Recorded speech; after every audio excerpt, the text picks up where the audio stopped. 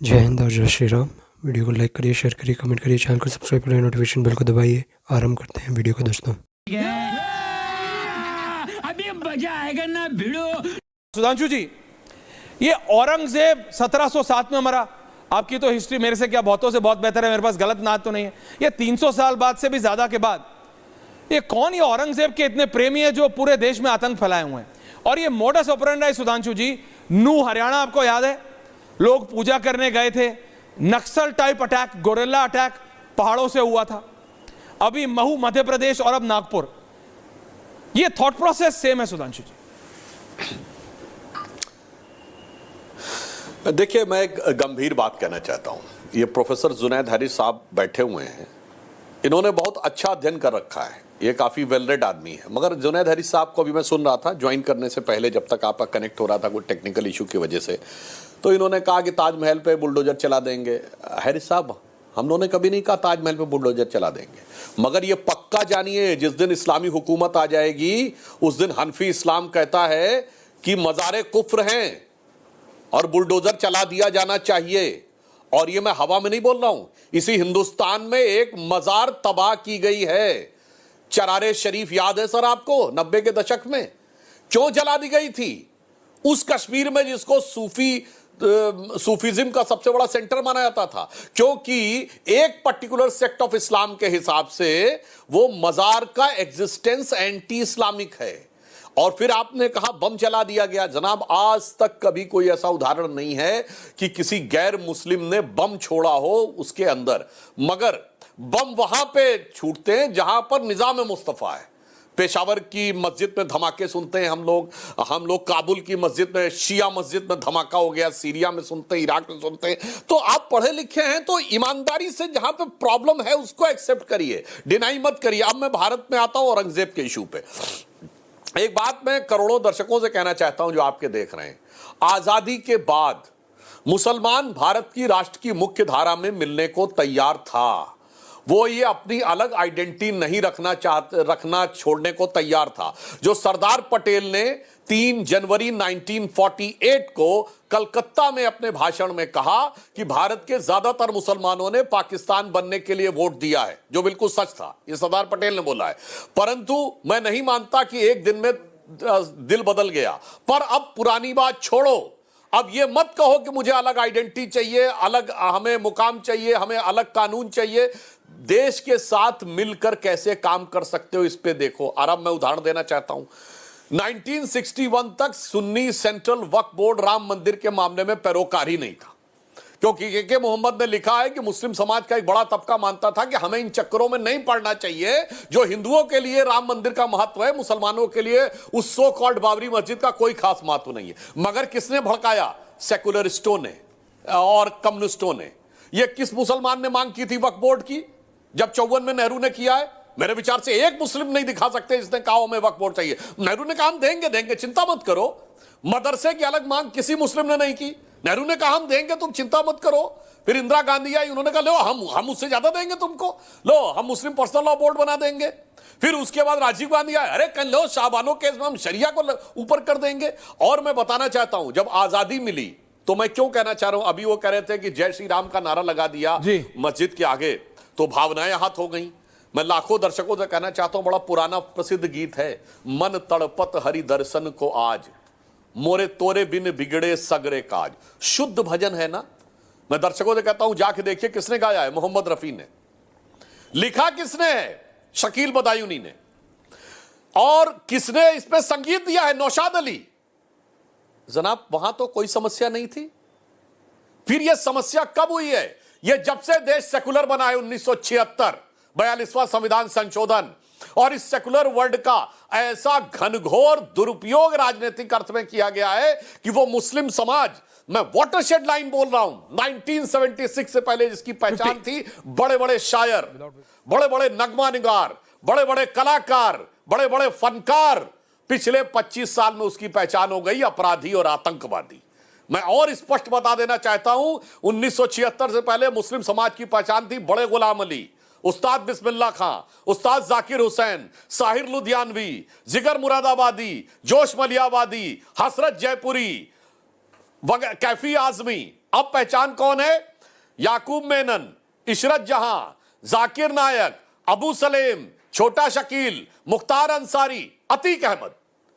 एक मानसिकता की समस्या है जुनैद हैरिस साहब। अगर मैंने एक भी फैक्ट गलत बोला हो तो आप बता दीजिए, मगर समस्या क्या है कि आज ईमानदारी से इस बीमारी को पहचानने की बजाय किसी की बीमारी आप पहचाने नहीं बल्कि उसको बढ़ाते चले जाएं, तो समझ लीजिए कि वो समाज अपने लिए तो समस्या पैदा कर ही रहा है और उसके साथ देश के लिए भी समस्या पैदा कर रहा है। इसलिए बिल्कुल ईमानदारी से एक्सेप्ट करिए कि मर्ज है कहां, और जिस मर्ज को आप कह रहे हैं आपको वहम होता है कि सब कुछ हिंदुओं की वजह से है, तो मैं कहना चाहूंगा, आपने हकीम लुकमान का नाम जरूर सुना होगा। मैं लाखों दर्शकों को बता दूं, जैसे हमारे यहां धन्वंतरी वैद्य माने जाते हैं, इस्लामिक परंपरा में हकीम लुकमान माने जाते हैं। तो एक बड़ा प्रसिद्ध शेर है कि इसमें क्या रखा है देखे है जो तू आन के पास, बदगुमा वहम की दारू नहीं लुकमान के पास।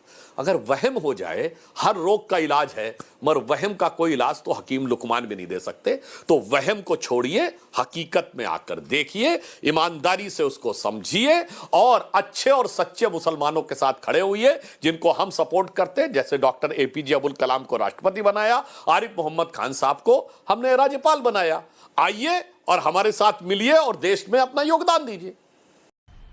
मजा आया, और मैं ये जो मजा है हिंदुस्तान के हर व्यक्ति को देना चाहता हूँ। दोस्तों वीडियो को लाइक करिए, शेयर करिए, कमेंट करिए, चैनल को सब्सक्राइब करिए, नोटिफिकेशन बेल को दबाइए ताकि जब भी हमारा वीडियो ड्रॉप हो तो सबसे पहले आप लोग देख सकें।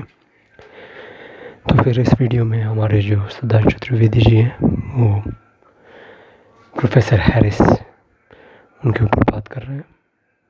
जैसे आप लोगों को पता है ये वीडियो औरंगज़ेब के ऊपर हो रहा है और राणा सांगा और हमारे जो इतिहास में जो त्रुटियां की हैं हमारे इतिहासकारों ने उनके ऊपर हो रहा है। वो ऐसे त्रुटियां की हैं जो त्रुटियां कभी होनी ही नहीं चाहिए। हमारे देश में जो इतिहास लिखा गया है वो एक बहुत ही संकुचित और नफरती इतिहास लिखा गया है। जो एक समुदाय हमारी भारत में है, हिंदू समुदाय, जिसके भाग आप भी हैं और हमारे चैनल के देखने वाले लोग भी हैं, उनको पता होगा कि वो जो भी इतिहास पढ़ते होंगे उनको दिखता होगा, उनको पढ़ते हुए समझ आता होगा, जिसके पास भी 2 इंच का भी ब्रेन मैटर हो, दिमाग में भूसा नहीं, एक फंक्शनिंग ब्रेन हो, उसको पता चलेगा कि ये जो एक एजेंडा ड्रिवन पॉलिटिक्स, एक जो पॉलिटिकली कॉन्टॉक्टेड, जो एक षड्यंत्रपूर्ण इतिहास लिखने का एक क्रम हमारे देश में हुआ था, ये हमारे पार्टीशन के बाद, हमारा जो भारत है उसकी पार्टीशन के बाद एक अजीबोगरीब थ्योरी लेके आ गए थे जवाहरलाल नेहरू जी और उनके जो चटबंदी लोग हैं कांग्रेस के, जो स्टूजेस हैं, उन लोगों ने लेके आया कि अगर हमको मुसलमानों को सुरक्षित प्रूव करना है, सुरक्षित होने का एक चांस देना है, तो फिर इतिहास में जो भी मुसलमान शासक हैं उन्होंने गलतियां की होंगी, उस गलतियों को हम दरकिनार करेंगे, उनको ऐसा दिखाएंगे कि वो हुआ ही नहीं था। हुआ भी होगा तो फिर बोलेंगे कि वो इकोनॉमिक तरीके से हुआ है, वो आर्थिक लूट हुआ है। जैसे मोहम्मद गजनी, मोहम्मद गोरी, जिन्होंने हमारे देश में आके सोमनाथ मंदिर और बहुत सारे हमारे जो प्राचीन मंदिर हैं उनको तोड़े थे, और उसके बाद उनके जो दरबारी इतिहासकार हैं जो उनकी बायोग्राफीज लिखते थे वो बोलते थे कि ये बुतशकन है, इन्होंने भारत में कूच इसलिए किया था कि ये जो इधर मंदिरें हैं उनको तोड़ सके। जैसे गजनी ने जब हमारा सोमनाथ मंदिर तोड़ा था तो फिर उनके पुजारी जो थे उधर सोमनाथ मंदिर के अंदर, उन्होंने बोला था गजनी को कि आप पूरा धन वन लेके चले जाइए, सब कुछ लेके चले जाइए, पर आप हमारा जो शिवलिंग है इसको मत तोड़िए। पर उस दूर आकांक्षाकारियों ने हमारा जो शिवलिंग है उसको तोड़ दिया, बोला कि अगर मैं ये नहीं तोड़ूंगा तो फिर ये मेरे धर्म के विपरीत होगा। तो फिर उसने तोड़ दिया। ऐसे ही औरंगज़ेब के ऊपर भी लिखा, उसको भी अब सेकुलराइज़ कर रहे हैं।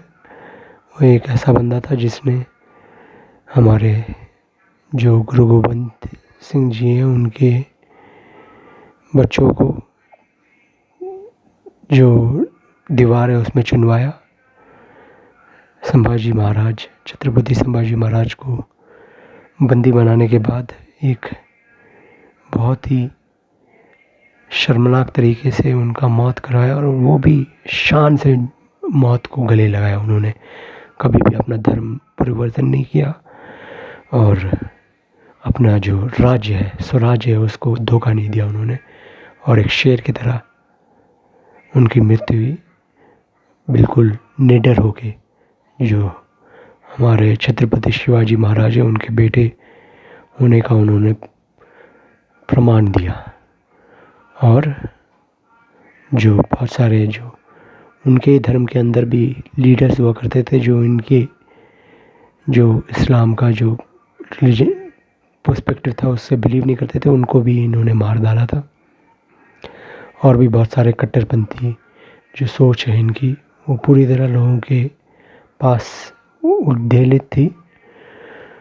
और देखिए अब समाजवादी पार्टी के जो लीडर्स हैं वो ये भी बोल रहे हैं कि राणा सांगा जी, जिनका एक आंख खराब हो गया था, जिनका एक हाथ काट दिया गया था युद्ध में, जिनके 60 से 80 घाव थे उनकी बॉडी में, जिन्होंने 99 नहीं 100 के 100 जो भी लड़ाई उन्होंने लड़ी थी वो जीते थे। वो एक जो खानवा युद्ध था, उस युद्ध में बहुत एक जो होता है विक्ट्री भी होता है, तो फिर हमारे लोग ज़्यादा मर गए थे, इसलिए उसको एक फायरिक विक्ट्री बोल सकते हैं, जिसमें जीत तो हो गई थी पर हमारा जो मूल्यांकन था उसमें बहुत ज़्यादा ही हमारे लोग मर गए थे। और उसके बाद उन्होंने प्रण भी लिया था कि वो बाबर को हिंदुस्तान से बाहर भगाएंगे, पर आप लोगों को जैसे पता है हमारे देश के अंदर हमारे ही जो लोग होते हैं वो गद्दारी करते हैं, और वो गद्दारी के कारण उनको जहर दे के उनकी मृत्यु करा दी गई। बहुत सारे लोग ये भी बोलते हैं बाबर नहीं कराई थी। तो फिर ऐसे बाबर, औरंगज़ेब का जो पुजारी लोग हैं वो आजकल दिखाई दे रहे हैं आप लोगों को, और वो दिखाई देने का कारण अब पता चल रहा है। और देखते हैं क्या होता है दोस्तों आगे, क्योंकि ये तो बहुत रोमांचकारिक वीडियोस होने जा रहे हैं। और भी वीडियोस बनाएंगे हम, कल भी परसों भी, हर दिन वीडियो बनाएंगे। तो फिर वीडियो को लाइक करिए, शेयर करिए, कमेंट करिए, चैनल को सब्सक्राइब करिए, नोटिफिकेशन बेल को दबाइए ताकि जब भी हमारा वीडियो ड्रॉप हो तो सबसे पहले आप लोग देख सकें। जय श्री राम, जय हिंद, हर हर महादेव, जय शिवाजी, जय भवानी। टेक केयर दोस्तों।